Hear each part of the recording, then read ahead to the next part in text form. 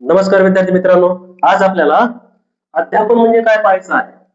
अध्यापनाला इंग्रजीमध्ये टीचिंग असं म्हणतात आणि अध्यापन हा संस्कृत मधील दोन शब्दापासून बनलेला त्याची उत्पत्ती झालेली आहे.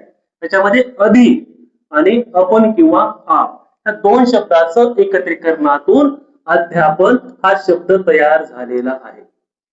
तर त्याच्यातील अधि म्हणजे काय, तर जवळ, समोर असा त्याचा अर्थ होतो.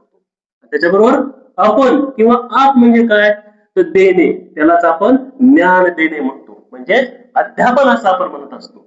तर शिक्षकाने समोर बसून ज्ञान देण्याच्या प्रक्रियेला अध्यापन असं म्हणतात, असं संस्कृतमध्ये शब्दांचा अर्थ होतो. त्याच्यापासून असा अर्थ अभिप्रेत त्या ठिकाणी होताना दिसून येतो. मग ढोबळमानानं आपण काय म्हणतो, अध्यापन म्हणजे शिकवणे होय, बरोबर आहे. आपण ढोबळमानानं त्या गोष्टी त्याच्यामध्ये घेत असतो. शिकवणे म्हणजे अध्यापन असं त्याचा अर्थ घेत असतो.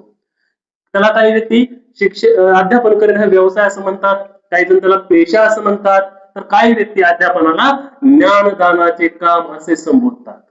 म्हणजे आपापल्या पद्धतीने आपल्या दृष्टिकोनातून याचा विचार केलेला आहे. व्यवसाय असेल, पेशा असेल किंवा ज्ञानदानाचं काम आपण अध्यापनाला म्हणत असतो. त्याच्यामध्ये ज्ञान असतील, कौशल्य असेल किंवा अभिरुची असेल, निर्माण करण्याची केलेली एक भूमिका म्हणजे अध्यापन.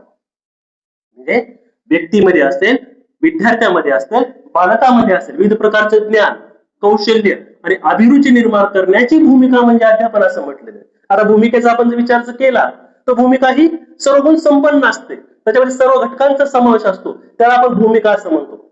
त्याच्यामध्ये अभिनय असतो, एक कृती असते, एक कला असते, एक शास्त्र असतं. ह्या सगळ्याच्या एकत्रीकरणावर व्यक्तीची भूमिका तयार होत असते आणि या भूमिकेला आपण अध्यापन असं म्हटलेलं आहे. मग 1963 मध्ये डॉक्टर स्मिथ काय म्हणतात की अध्यापन हे काय आहे, तीन ध्रुवीय प्रक्रिया आहे. अध्यापन काय आहे, तर तीन ध्रुवीय प्रक्रिया असं म्हणून त्यांनी सांगितलंय.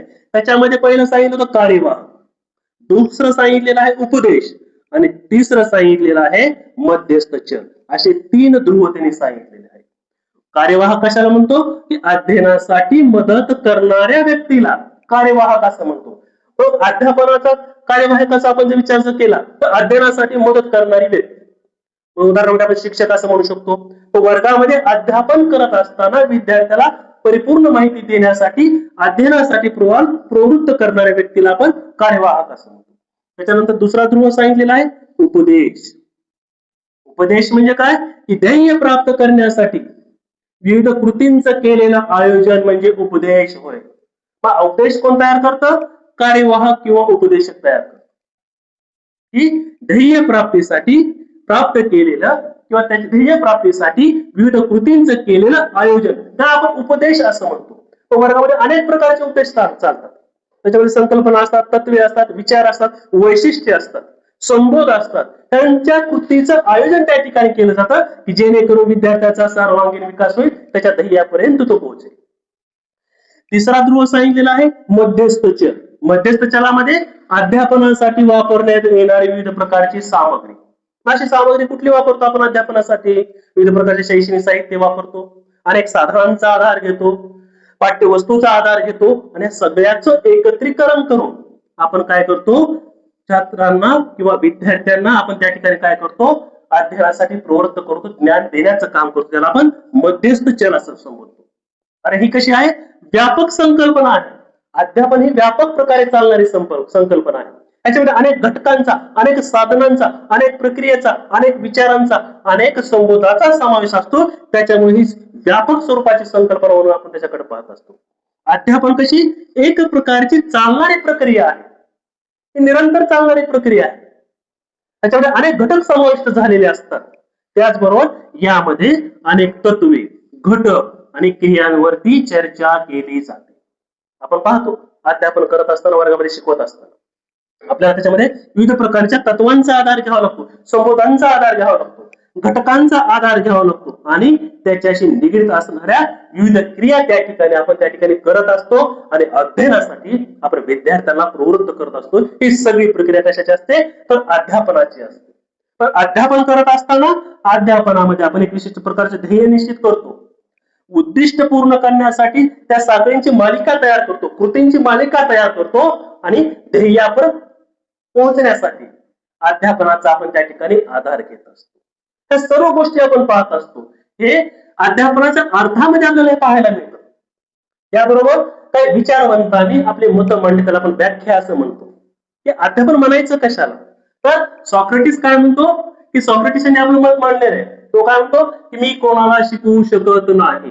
बघा, मी कोणाला शिकवू शकत नाही, मी फक्त त्यांना विचार करायला लावू शकतो.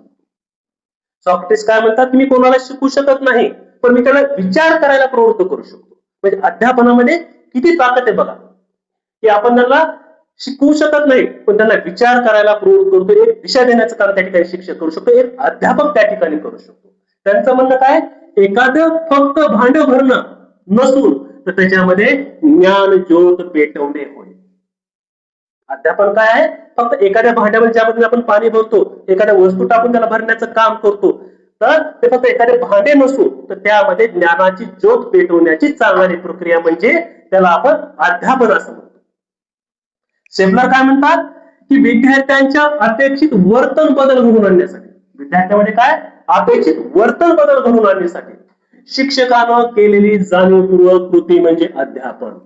आता आपण पाहतो की आपण एका प्रकारचं उद्दिष्ट निश्चित करतो, एक ध्येय निश्चित करतो की तिथपर्यंत आपल्याला पोहोचायचं आहे. तो पोहोचायचा आहे तर त्याच्यासाठी विद्यार्थ्यामध्ये अपेक्षित वर्तनामध्ये परिवर्तन घडून आणणं आवश्यक आहे, त्याचा सर्वांगीण विकास घडून आणणं आवश्यक आहे. त्या दृष्टीनं केलेली जाणीवपूर्वक कृती म्हणजे अध्यापन. मग तो विषय कुठलाही असेल, मराठी असेल, हिंदी असेल, इंग्रजी असेल, इतिहास भूगोल असेल, गणित असेल किंवा विज्ञानासारखा विषय असेल, कुठलाही विषय असेल, पण त्या संकल्पनेला अनुसरून आपल्याला नेमकं काय करायचं आहे हे जाणीवपूर्वक लक्षात ठेवून त्याची कृतींची मालिका तयार केली जाते किंवा त्याच्यामध्ये बदल घडवून आणला जातो. आपण त्याला अध्यापन असं म्हणतो. त्याचबरोबर मॉरिसन काय म्हणतो की अध्यापन ही अधिक परिपक्व व्यक्तिमत्व आणि कमी परिपक्व व्यक्तिमत्व यांच्यातील निकटचा असणारा संपर्क आहे. कमी परिपक्व आणि अधिक परिपक्व यांच्यातील असणारा जवळचा संपर्क आहे. मग त्यांचा उद्देश काय आहे की कमी परिपक्व असणाऱ्या व्यक्तींच्या शिक्षणामध्ये सुधारणा करणे हा असतो, त्याला आपण अध्यापन असं म्हणतो. मग कमी परिपक्व म्हणजे कोण, तर आपल्या वर्गामध्ये शिकणारा आपला विद्यार्थी असेल, अध्ययनार्थी असेल, त्याला आपण कमी परिपक्व म्हणतो.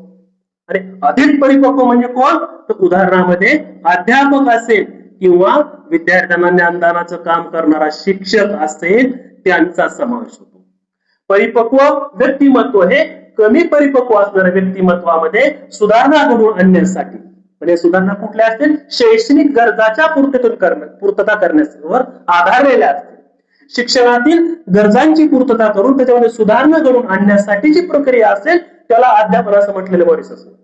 त्याच्यानंतर मॉन्टेसरी यांनी एक आपला विचार मांडलेला आहे की अध्यापन बनायचं कशाला, तर शिक्षकाने ज्ञान देणे नसून.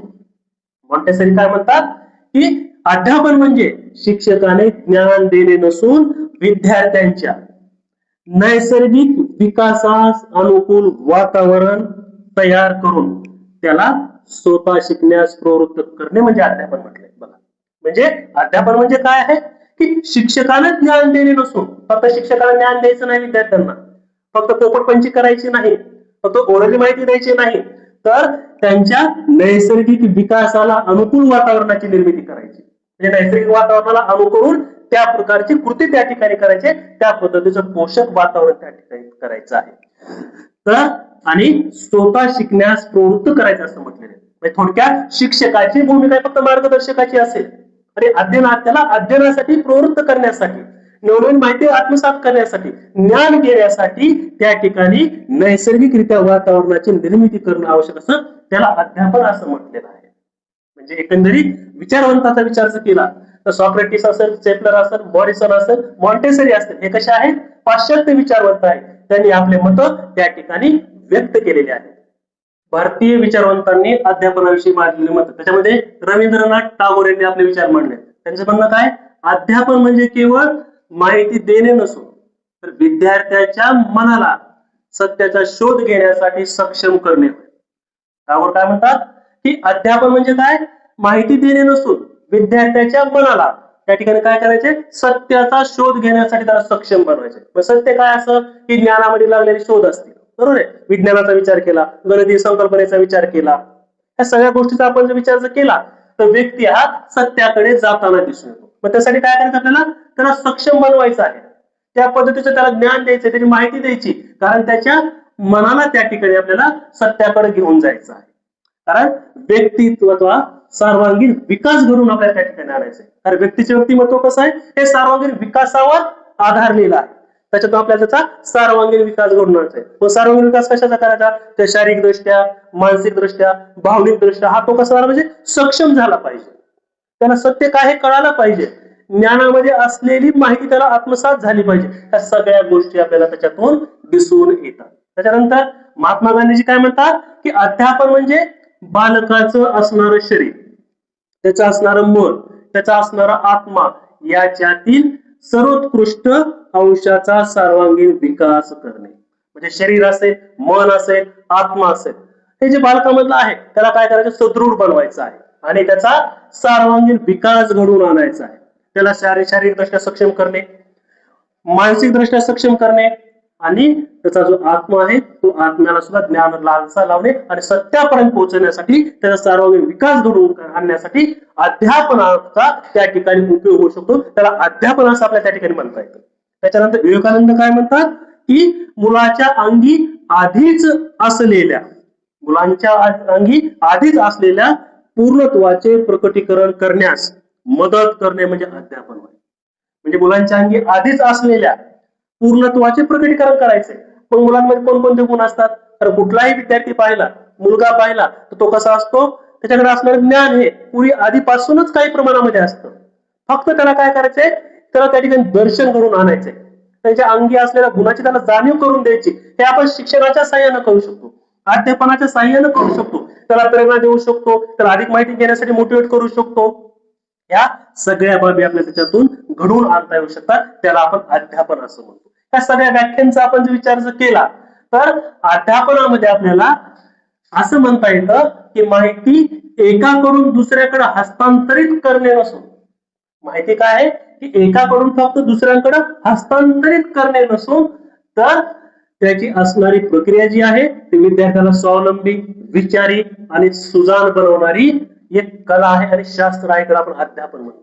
कारण आपण या सगळ्या व्याख्यांचा विचार जर केला, पाश्चात्य विचारवंतांनी सांगितलेल्या व्याख्या, भारतीय विचारवंतांनी सांगितलेल्या व्याख्या, त्यांचा विचार जर केला तर आपण असं म्हणू शकतो की फक्त एका व्यक्तीने दुसऱ्या व्यक्तीला माहिती देत असताना ते फक्त हस्तांतर त्या ठिकाणी करायचं नाही, तर ती प्रक्रिया कोणती आहे, तर त्याच्यामध्ये व्यक्तीला, बालकाला स्वावलंबी बनवणे, त्याला विचार करण्यास प्रवृत्त करणे आणि सुजाण नागरिक बनवणे. सुजाण म्हणजे सामाजिक दृष्टिकोनातून विचार जर केला तर समाजाच्या गरजांची पूर्तता करणारी एक परिपूर्ण व्यक्ती त्या ठिकाणी आवश्यक आहे. तशा व्यक्ती आपल्या त्या अध्यापनाच्या साह्याने आपण त्या ठिकाणी बनवू शकतो आणि ती एक आहे, एक कला आहे आणि एक शास्त्र आहे. म्हणजे कलेचा आपण जर विचार जर केला तर अनेक बाबींचा, अनेक गुणांचा त्या ठिकाणी आपल्याला संच दिसून येतो आणि त्याला योग्य आकारामध्ये, नियमामध्ये बांधण्यासाठी आपण शास्त्राचा आधार घेऊ शकतो. म्हणजे आपल्याला अध्यापन म्हणजे काय हे या ठिकाणी लक्षात येतं. जर हा व्हिडिओ तुम्हाला आवडला असेल, सबस्क्राईब करा, लाईक करा आणि शेअर करा की जेणेकरून पुढील येणाऱ्या व्हिडिओचा तुम्हाला लाभ घेता येईल. धन्यवाद.